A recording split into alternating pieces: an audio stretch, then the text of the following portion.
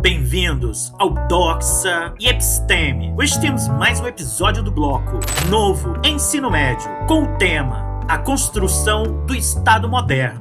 Máscaras da Rebeldia. Por volta de 2004, um grupo de cyberativistas denominado Anonymous invadiu ou sabotou sites de autoridades governamentais e de corporações empresariais em numerosos países. Em 2011, milhares de estadunidenses foram às ruas contra as medidas tomadas pelo governo dos Estados Unidos diante da crise financeira de 2008. Durante 2 meses, centenas de ativistas do movimento Occupy Wall Street permaneceram acampados no distrito financeiro de Nova York. Em junho de 2013, as ruas do Brasil foram tomadas por manifestações populares organizadas pelas redes sociais e motivadas pela realização da Copa das Confederações. Entre as principais motivações para os protestos, destacavam-se as denúncias de corrupção e a péssima qualidade dos serviços públicos no Brasil. Em 2019, uma onda de protestos se espalhou pelo mundo, motivadas em Hong Kong, China, pela lei de extradição, em Santiago, Chile, pelo aumento das passagens do metrô, no Líbano, pela cobrança de uma taxa pelo uso de um popular aplicativo de mensagens instantâneas. Só para citar os casos de maior repercussão,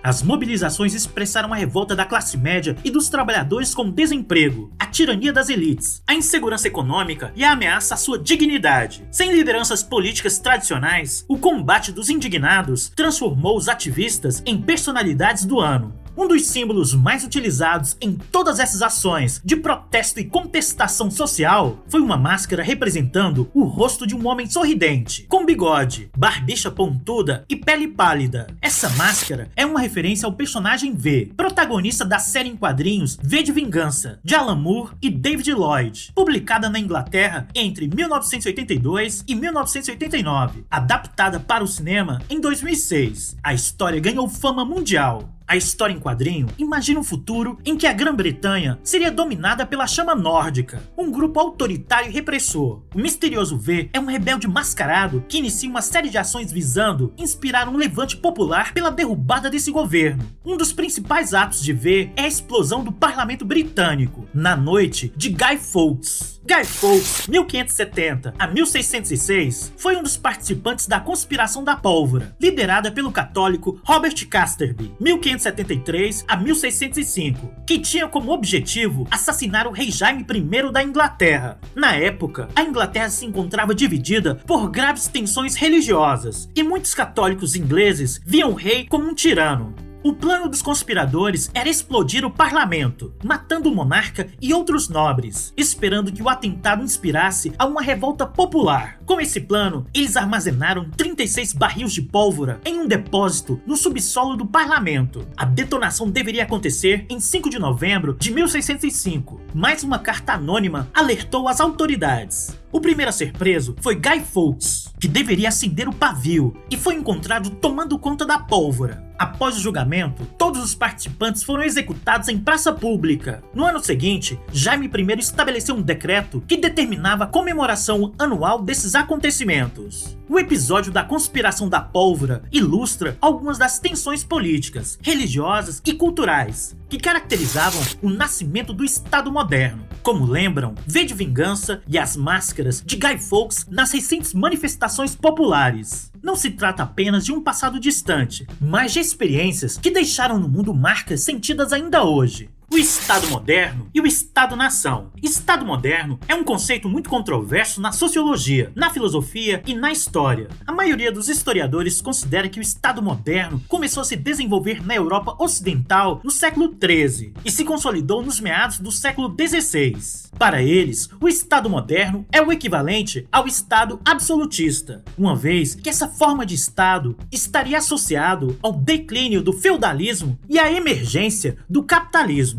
Quais seriam as principais diferenças do Estado moderno em relação ao Estado feudal e ao Estado antigo? No feudalismo, as relações entre os súditos e o rei baseavam-se na personalidade e não nas instituições. O desenvolvimento do Estado moderno, ao contrário, promoveu a crescente institucionalização das relações entre o Estado e os seus súditos, organizados em assembleias, e o rei cercado de funcionários que formariam o aparato burocrático da monarquia absolutista. Porém, a diferença essencial em relação ao poder político feudal reside no fato de que o Estado moderno é uma entidade política soberana, que detém o monopólio legítimo da violência, sendo a lei. O Estado moderno é uma instituição universal, que se aplica ao conjunto da sociedade, nobres, clérigos e camponeses, em oposição ao caráter descentralizado do Estado feudal. O Estado moderno se caracteriza pela soberania do poder monárquico, que conta com uma autonomia financeira, uma burocracia permanente e remunerada e um exército nacional.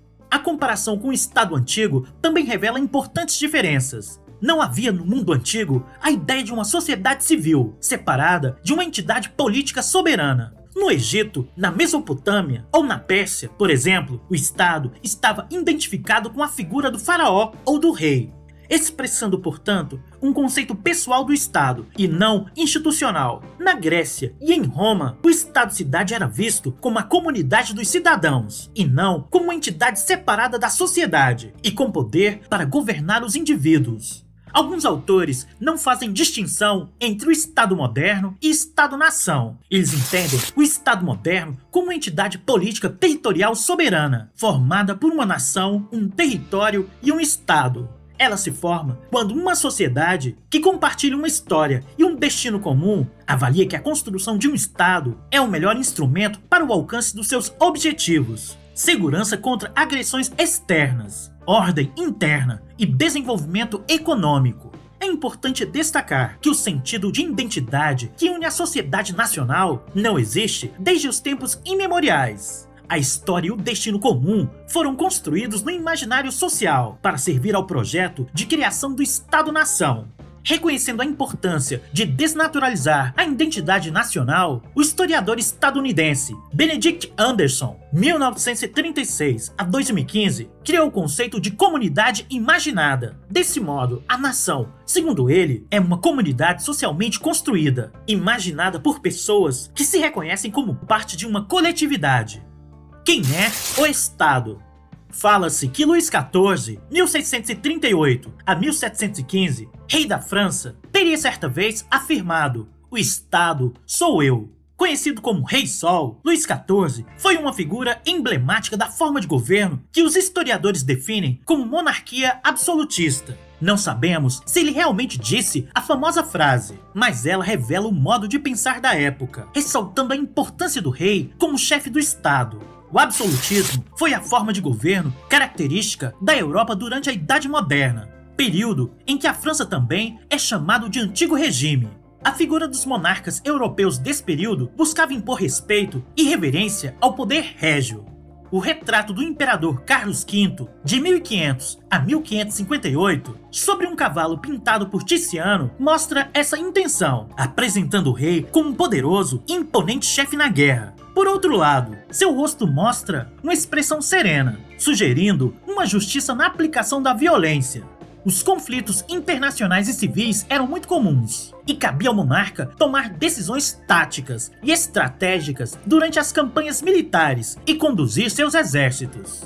É importante destacar, no entanto, que a formação dos estados modernos na Europa não foi simples ou fácil. Pelo contrário, esse processo foi marcado por tensões e conflitos sociais complexos e variados. Em diversos reinos, as famílias da alta-nobreza lutaram contra a afirmação de um poder monárquico centralizador. Como veremos no próximo vídeo, cada monarquia europeia precisou superar inúmeros desafios internos ou externos para se consolidar.